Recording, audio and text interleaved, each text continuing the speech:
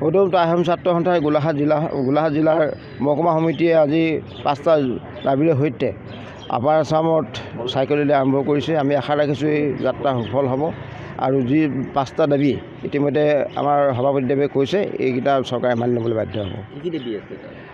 আমাৰ 6 জনজাতিকৰণ কৰা, ড্ৰাগছ মুক্ত অসম, আমাৰ সম্পদসমূহ সংৰক্ষণ কৰা, এনেকৈ 5টা দাবী। স্বায়ত্তশাসন লাগে উজনি অসম।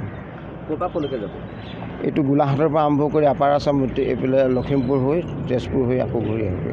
সদৌত আহোম ছাত্ৰ সন্থাই গোলাঘাট জিলাৰ মহকুমা সমিতিয়ে আজি 5টা দাবীৰ সৈতে আপাৰ আছামত চাইকেল ৰেলী আৰম্ভ কৰিছে। আমি আশা ৰাখিছোঁ এই যাত্ৰা সফল হ'ব আৰু যি 5টা দাবী ইতিমধ্যে আমাৰ সভাপতিদেৱে কৈছে এইকেইটা চৰকাৰে মানি ল'বলৈ বাধ্য হ'ব।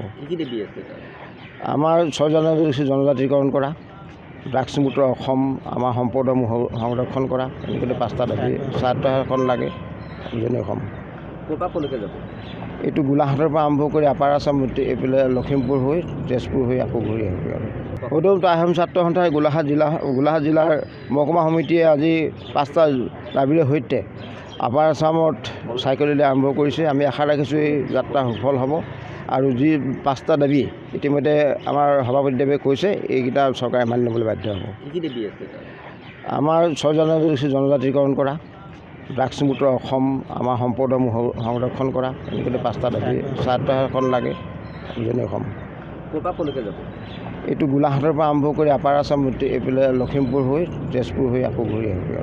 সদৌত আহোম ছাত্ৰ সন্থাই গোলাঘাট জিলাৰ মহকুমা সমিতিয়ে আজি 5টা দাবীৰ সৈতে আপাৰ আছামত চাইকেল ৰেলী আৰম্ভ কৰিছে। আমি আশা ৰাখিছোঁ এই যাত্ৰা সফল হ'ব আৰু যি 5টা দাবী ইতিমধ্যে আমাৰ সভাপতিদেৱে কৈছে এইকেইটা চৰকাৰে মানি ল'বলৈ বাধ্য হ'ব।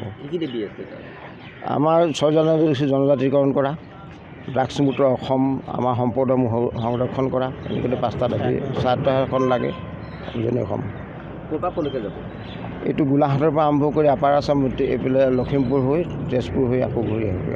সদৌত আহোম ছাত্ৰ সন্থাই গোলাঘাট জিলাৰ মহকুমা সমিতিয়ে আজি 5টা দাবীৰ সৈতে আপাৰ আছামত চাইকেল ৰেলী আৰম্ভ কৰিছে। আমি আশা ৰাখিছোঁ এই যাত্ৰা সফল হ'ব আৰু যি 5টা দাবী ইতিমধ্যে আমাৰ সভাপতিদেৱে কৈছে এইকেইটা চৰকাৰে মানি ল'বলৈ বাধ্য হ'ব। আমাৰ 6 জনজাতিকৰণ কৰা, ড্ৰাগছ মুক্ত অসম, আমাৰ সম্পদসমূহ সংৰক্ষণ কৰা, এনেকৈ 5টা দাবী। স্বায়ত্তশাসন লাগে উজনি অসম। এইটো গোলাঘাটৰ পৰা আৰম্ভ কৰি আপাৰ আছাম এইফালে লখিমপুৰ হৈ তেজপুৰ হৈ আকৌ ঘূৰি আহিব। যিকোনো খবৰৰ বাবে যোগাযোগ কৰক 7099017330 আৰু 7099017110 নম্বৰত।